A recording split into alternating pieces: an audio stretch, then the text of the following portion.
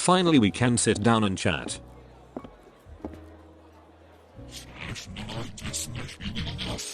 I am going to be honest with you.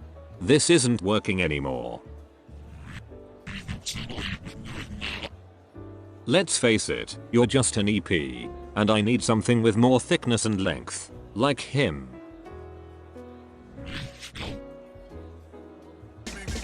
I bring the thickness and length and I smash the bottom end like no one else does. Can I suck your... Sure. Go and cry to someone on Reddit about it. Let me get a taste of him. You'll have to get in line.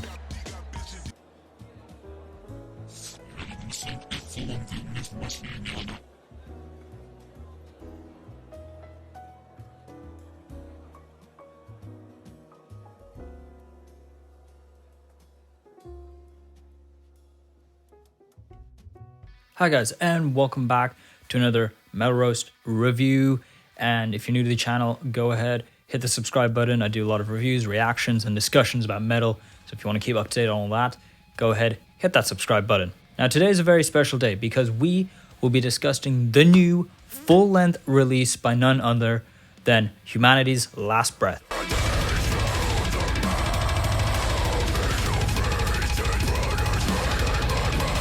So, Humanity's Last Breath is a 4-piece band from Helsingborg, Sweden, and they have been coined as the inventors of sort of the blackened deathcore side of thall. This band doesn't really need much of an introduction. Going into this album, I had humongous expectations considering the previous release known as Abyssal, which for me was a perfect 10 out of 10. That's a 10. Back in 2019, it was one of my album of the year picks. And to me, it changed the landscape of what deathcore is and what deathcore can be as a genre and pushing it to its limit. This is the best music experience. And with all those expectations, going into this new record, I wasn't expecting a full-blown 10 out of 10 again. That would be impossible. That'd be ridiculous to believe that a band could outdo what, in some senses, I find perfection. Even if it had hit maybe like an 8 out of 10, a 7 out of 10, maybe even a 9 out of 10, I would have been happy. But unfortunately, this album does have its issues. We're going to discuss that later on. But anyway, if you enjoy this video, give it a like, and we're going to jump right into it. So this first track is called Dödsdans, which roughly translates to Dance of Death. And this is sort of the being track that was on Abyssal. It is your opening, it's your overture.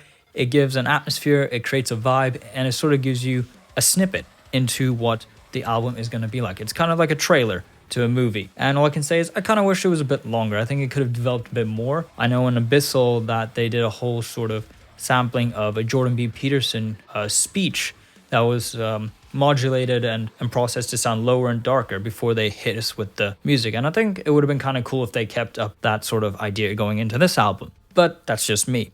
And this leads us into our first proper track, Glutton. And I think it would have been really cool, sort of like a 2-for-1 package when it comes to the tracks. But anyway, regardless of that, we have Glutton. This is more fast-paced. This is opening the gate, providing a lot of energy, a lot of impact, starting the album to get you ready for more to come. The opening riff was amazing. It was fast-paced, and it continued that way pretty much throughout the entire track. I did do a reaction for it, so if you're interested in looking at that, I will leave a link somewhere. And I've also done reactions for numerous other tracks from this album, so when that track comes up, you'll probably see a link for the reaction as well. But so far, pretty strong start to this album. And then next, we get into the track Earthless. Now, Earthless was the first single that came out for this album, and this came out like June of last year, so it's been quite a while since it came out. And initially when I heard it, I didn't really like it. I thought it was so disjointed, so out there, and it didn't have that sort of consistency and groove that was there in the Abyssal. However, over time, it did grow on me, and I'd definitely say that a lot of the tracks on this album have the same approach you have to take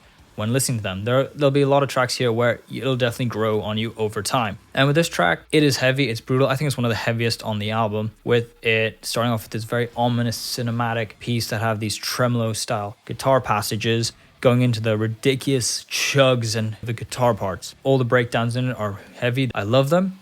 And it ends with sort of an outro breakdown as well. One thing I can say about this track, I kind of wish it was later on in the album. Having this track being the third track after the high energy one of Glutton, kind of slowed down the album for me a little bit. I felt at the start of an album, you should try and, you know, pick up the energy all the way, at least till the midpoint roughly. I would think it would have been better off later on in the album. But overall, I think it's a pretty decent track. It also introduces the whole cinematic aspect of this album that is going to be quite prevalent throughout the whole album itself. And it shows a lot of new writing styles from Buster himself. So that being saying, it's a pretty decent track. Next, we get to our first track that was not a single, and that is Descent. This sees the band picking up the pace once more, bring a lot more energy. I really enjoyed the lead sections on it, but with the sort of licks that were used intermingled with all the heavy riffs. And the outro was pretty solid in itself as well, having a lot of aggression, this pounding feel to it that was sort of pummeling you in the chest throughout the whole track. It gave the sense of slowly descending into a lower state of hell, like, you know, the 9 circles of hell, constantly going lower and lower, and the music is really reflecting that. As a vibe, yeah, it's fucking heavy. Next, we have the track Spectre, and I will say this is one of the few tracks that really caught me off guard. So it starts off with a very effects-driven sort of section on the guitars. We also have it being a little bit more slower than the previous track, creating a bit more atmosphere, a bit more tension, but it's still retaining all the chaoticisms of it. I will say I found that I was getting a bit lost at times listening to this track, going from one riff to the next without sometimes a very coherent sort of transition. The riffs are disjointed, and if you're not really paying attention, you might not even know where you are on the track. However, that does change towards the ending part, where we get this sort of clean-ish style of singing as a choir, which I thought was really cool. It was different. It was refreshing to hear a band do something like this. And I didn't see it coming, so when it did happen, I was a bit shocked. But then, re-listening to it, I was like, actually, this is quite cool.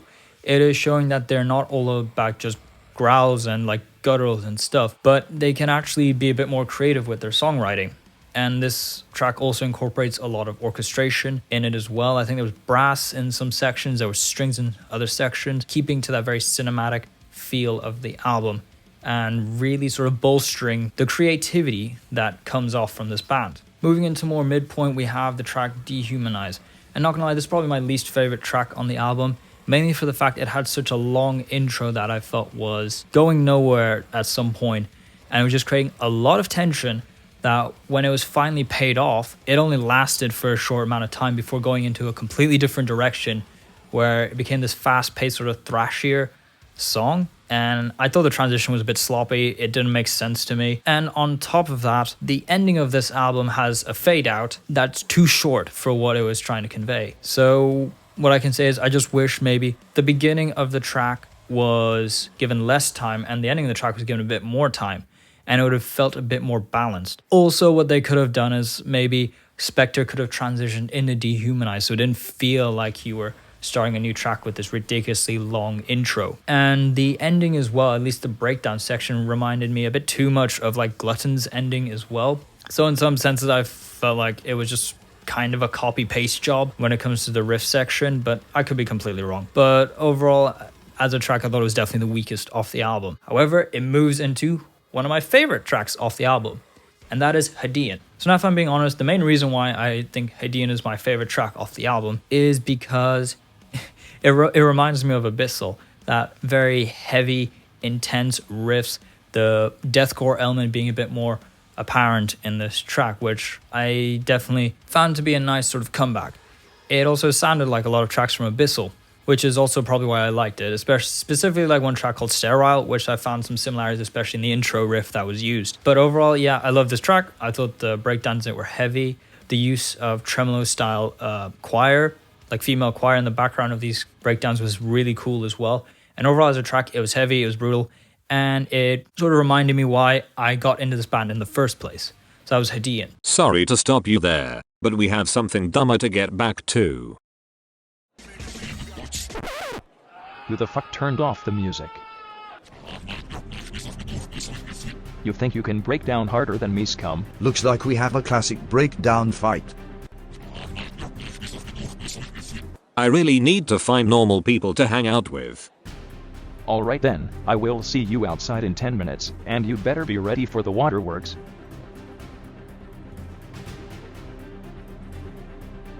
Well, you're fucked.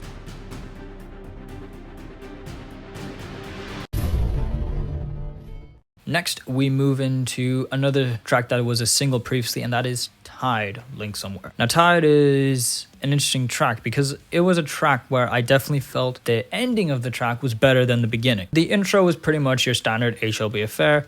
We had disjointed riffs that, they were alright. I don't think they were the greatest like riffs ever, but they were still decent riffs. We also had the riff where there was the use of a lot of natural harmonics, which was a cool concept, but overall I just found it a bit obnoxious as well, and I didn't really see much point to it. But then we get something a bit cooler. So about the midway point of the track, we get sort of a break, sort of an interlude that starts building. It starts building to something big.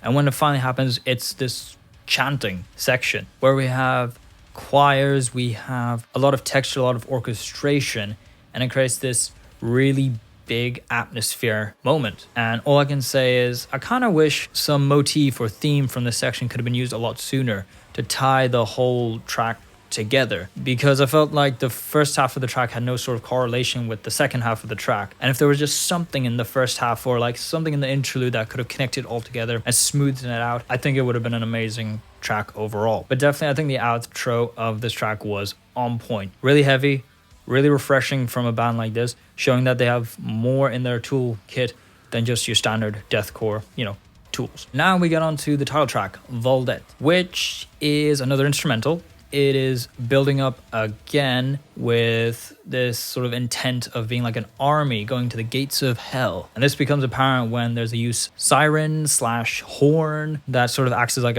a military horn going into battle. Overall, it was a pretty standard sort of build-up track. When the guitars did come in, I had a moment where I was like, this is kind of like reminding me a bit of Mick Gordon, especially with the Doom OST. And it builds and builds, and then it just fades out, which is fine, but I kind of wanted it to just fade straight into the next track. I think that would have been a lot cooler, especially if you have a track called Siren, and in Välde you had these horns acting kind of like sirens itself. Why couldn't it just transition straight into the next track? I think it would have been a lot cooler, a lot more creative, instead of just doing a regular fade out. But I'll get to that in a sec. And then when getting to Siren, it starts off with this big grandiose thing, and it would have really benefited if just Välde went straight into it. Siren definitely feels like a part 2 to Välde, even though they're not really connected in that it has brass sections, has a lot of orchestration, a lot of wall of sound features, having synths, having choirs, and a lot of texture used in the part. The structure, funnily enough, reminded me also a bit of Vonda from the previous album, especially with the structure having these really big riffs going into this more melodic section that was probably a bit more black metal inspired or post-rock inspired, and then going back into the heaviness once more. So I thought that was pretty cool. And structure-wise, I think it was a lot more coherent, and it made a lot more sense to me. Coming up to the second last, we have Futility.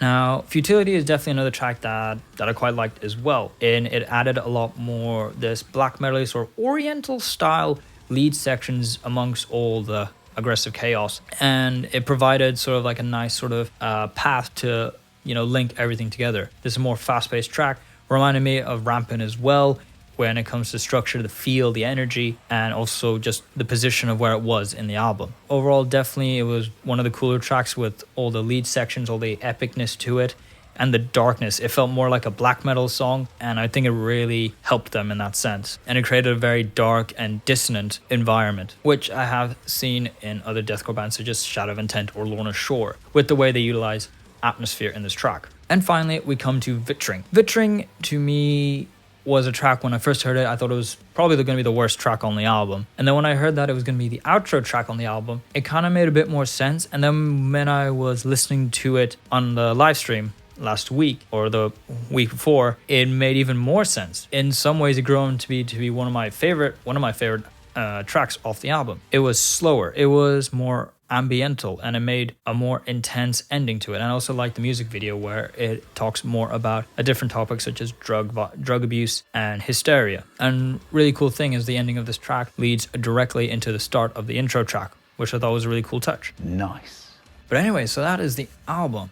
What can I say about it? It is a pretty decent album. I do have some issues with it, one being that I feel like every track kind of feels like it's an island in itself when none of them really connecting. And this is unfortunately done with, I think, the overuse of fade outs. Fade outs is a really cool technique to be using, although when overused, it kind of feels a bit gimmicky and a bit annoying. And there was definitely a lot of moments we have discussed previously that could have really benefited if they just didn't have fade out, or if they just had a transition into the next track, which would have been a lot cooler. And on top of that, I did feel like a lot of the riffs and a lot of the tracks were so disjointed and so chaotic that I kind of found myself getting lost throughout the track and really didn't have like a straight path.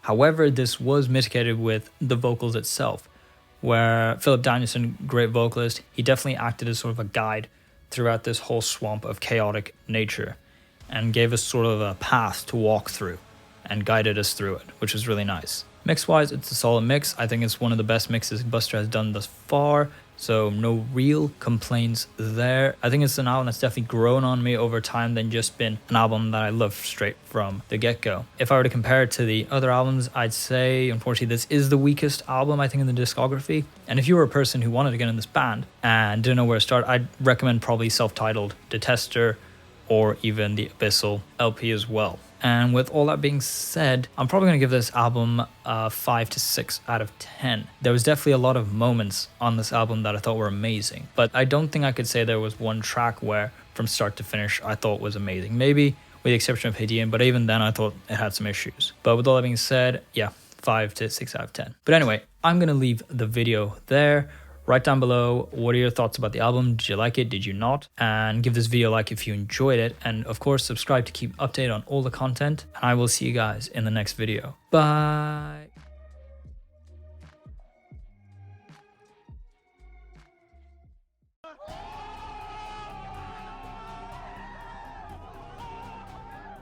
You ready for blood?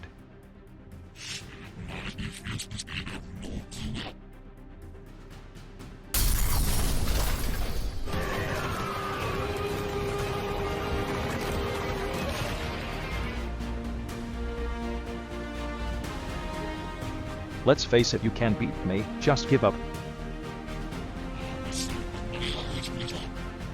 God damn it. Someone needs to end this.